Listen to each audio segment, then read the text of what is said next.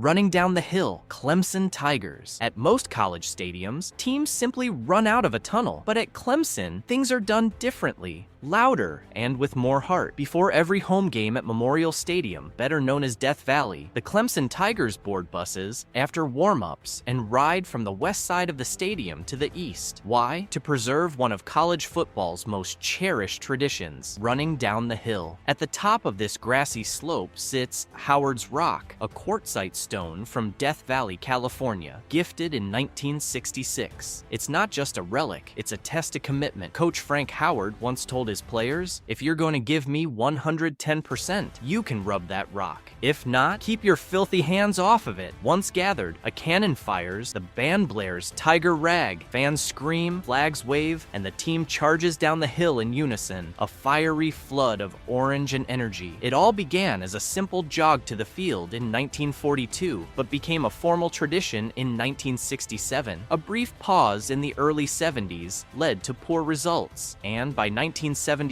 the tradition returned permanently. Today, it's still called the most exciting 25 seconds in college football. Ralphie Run, Colorado Buffaloes. We've seen mascots walking, some riding in motorcycles, but only one thunders onto the field at 25 miles per hour with 4 hooves and 1,000 pounds of muscle. The tradition happens at Folsom Field in Boulder, Colorado, where the University of Colorado's live mascot, a female American bison named Ralphie, leads the Buffaloes onto the field before every home game. She blazes across a horseshoe-shaped path, circling the field with breathtaking force. It begins when the announcer roars, "Here comes Ralphie!" The gate swings open, and Ralphie bursts forward. She's flanked by 5 trained handlers. 2 up front steer her, 2 behind flank her sides, and 1 controls the pace from the rear. After her loop, Ralphie exits near the visitor's tunnel and is safely guided into her trailer. The tradition dates back to October the 28th, 1967, during CU's homecoming versus Oklahoma State. The original Ralphie, gifted in 1966, didn't run, but the spectacle began the following year, and it hasn't stopped since. In 2024, Ralphie the 7th, a 1-year-old bison weighing around 700 pounds, debuted to much fanfare. The sight of the powerful buffalo charging down the field, flanked by students, energizes both the team and the crowd, and is considered one of college football's most iconic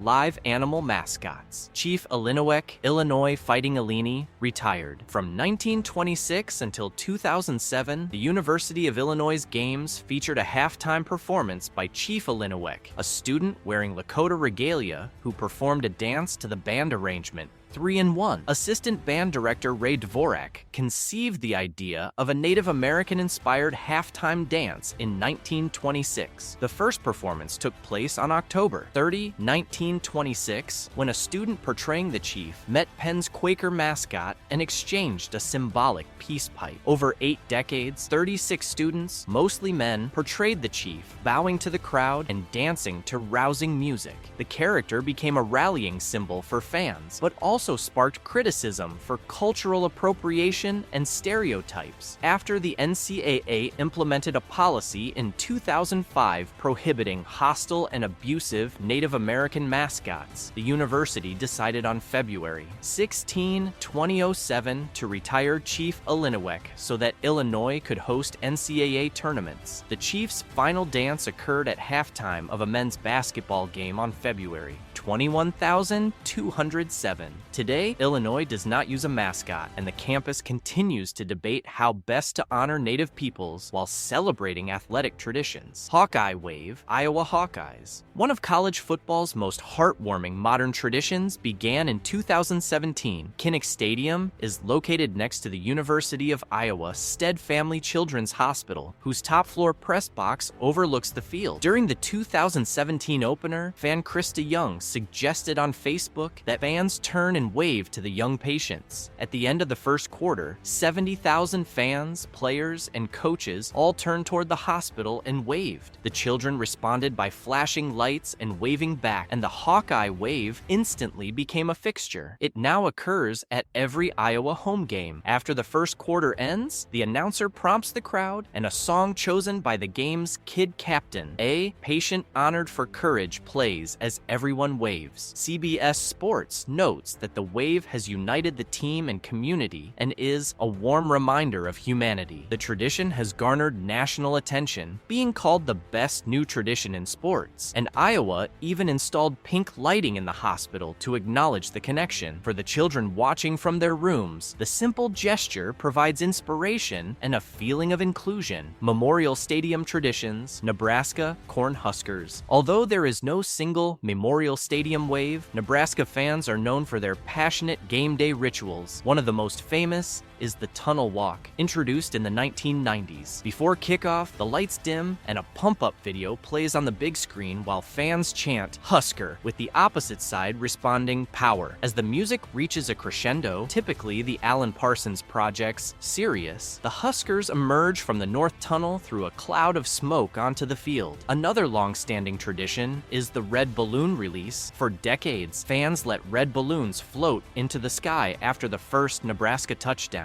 Environmental concerns led to a pause in the practice, but in 2024, the university announced it would be revived for special occasions, generating mixed reactions and reminding fans of childhood memories. Nebraska fans also have a reputation for sportsmanship. After games, they frequently applaud the visiting team's effort. These rituals, chants, entrance videos, and community gestures create an electric atmosphere at Memorial Stadium and underscore why Husker supporters are often called the greatest fans in college football. Play like a champion today. Sign, Notre Dame Fighting Irish. The University of Notre Dame's locker room doorway features a gold and blue sign reading, "Play like a champion today." Although the phrase's precise origin is unclear, former head coach Lou Holtz discovered a photograph of an old sign with the slogan and had a replica created in 1986. Holtz instructed his players to hit the sign on their way to the field as a reminder of family sacrifices and the importance of giving maximum effort. He even brought a travel version for road games. The ritual quickly became part of Notre Dame. Players, coaches, and even visiting NBC broadcasters tapped the sign while thinking about the people who helped them reach that moment. The sign hangs above the exit from the locker room to the tunnel, and hitting it is seen as an oath to play with character and excellence. The tradition inspires fans as well. Replicas hang in campus dorms and alumni homes. Play like a champion today has become a copyrighted brand,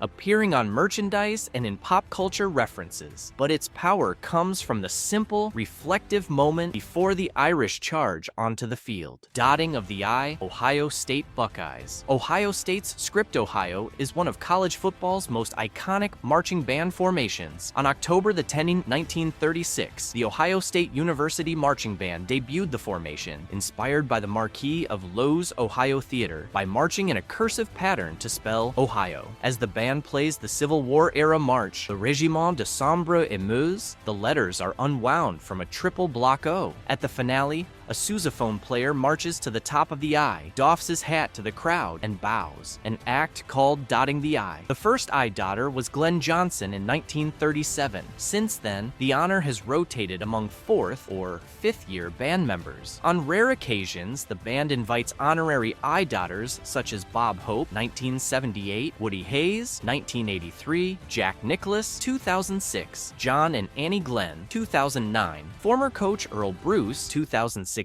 and Heisman winner Archie Griffin, 2024. For Buckeyes fans, the slow-motion cursive and the dramatic bow embody the pride of the band and the university. Visitors to Ohio Stadium often stay in their seats during halftime just to witness the tradition. Whiteout game, Penn State Nittany Lions. Penn State's whiteout turns Beaver Stadium into a blinding sea of white. The tradition began in 2004 when the student section wore white for a game against Purdue. It proved so imposing that in 2007, the university encouraged the entire stadium to dress in white for the Notre Dame game. During whiteout games, the stadium coordinates fireworks, plays pump-up songs like Zombie Nation's Kerncraft 400 and Mo Bamba, and fans shake white towels. The whiteout is reserved for marquee matchups against rivals such as Michigan and Ohio State and is often televised in prime time. Penn State famously upset number 6 Ohio State State in 2005 during the second full stadium whiteout, cementing its reputation. The tradition grew into the program's premier home event. The university sells official whiteout t-shirts, and even though the team wears its Navy jerseys, the contrast makes receivers stand out. Visiting teams often comment on the deafening noise and the intimidation factor created by 106,000 fans clad in white, making the whiteout one of college football's most formidable home field environments. The band plays on, Texas Longhorns. At the University of Texas, the conclusion of every football game is marked by the singing of The Eyes of Texas. Written in 1903 by two students and first performed at a minstrel show, the song urges students to perform their duties because the eyes of Texas are upon you. Today, the university acknowledges the song's origins and uses it as a teachable moment, but continues the tradition. After games,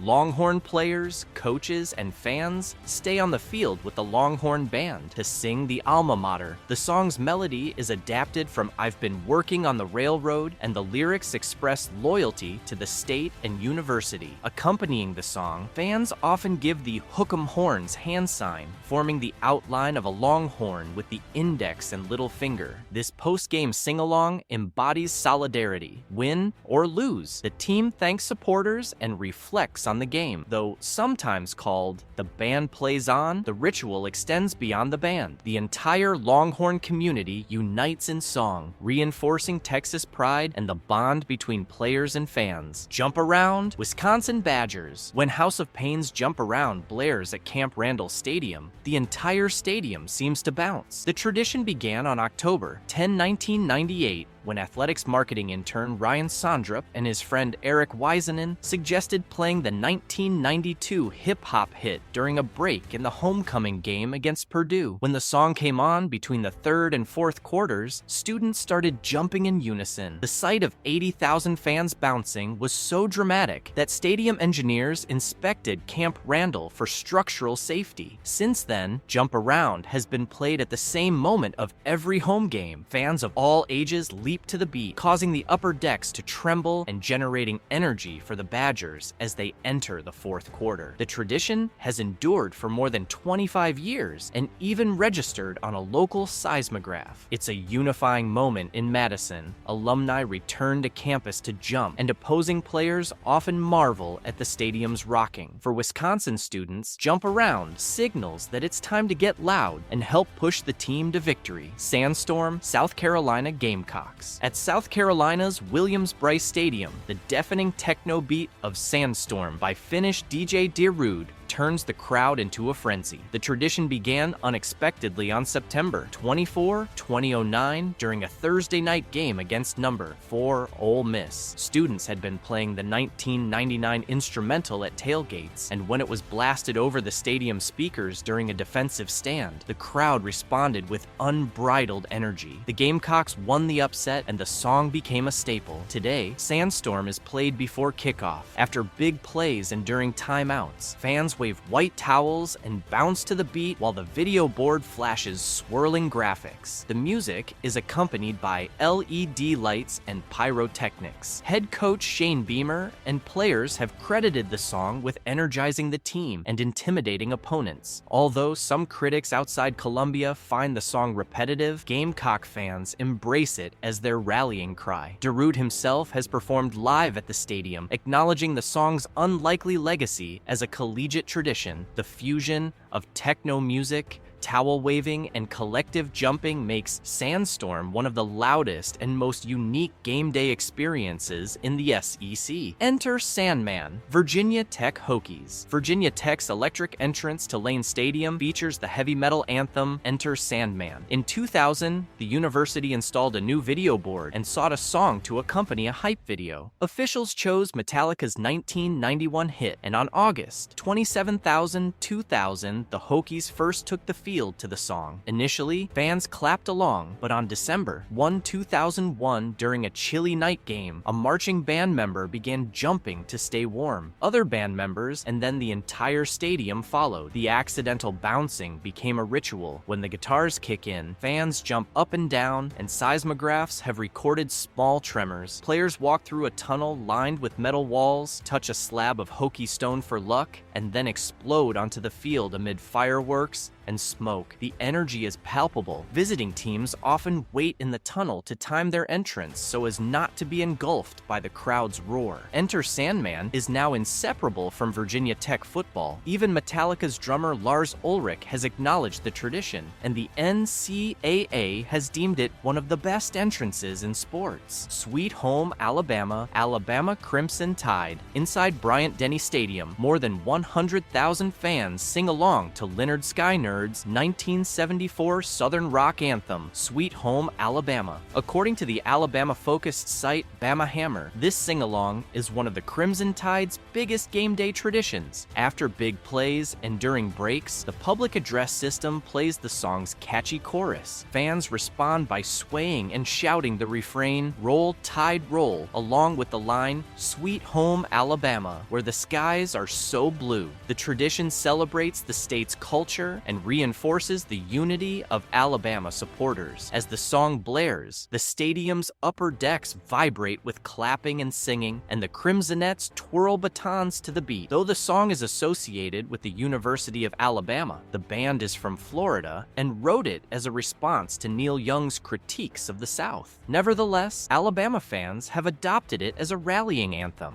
The sing-along underscores the importance of music in college football culture and provides a moment of collective pride between commercials and plays. Cowbells, Mississippi State Bulldogs. No artificial noisemaker is more synonymous with a team than the cowbell at Mississippi State. Legend says that during a game in the 1930s against rival Ole Miss, a Jersey cow wandered onto Scott Field and the Bulldogs won. Students considered the animal a good luck charm. Soon after, fans began bringing cowbells to games for luck. Eventually, bells replaced cows in the stands. Ringing cowbells became so raucous that the SEC banned artificial noisemakers in 1974. After years of pushback, the conference agreed in 2010 to allow cowbells as part of a one-year pilot if fans rang them only during pregame, timeouts, halftime, scores, and after the game. Athletic Director Scott Strickland urged fans to follow the rules to avoid fines. ReflectorOnline.com. The pilot was deemed successful and the ban was permanently lifted. Today, Scott Field resonates with thousands of cowbells clanging in rhythm, and players encourage fans to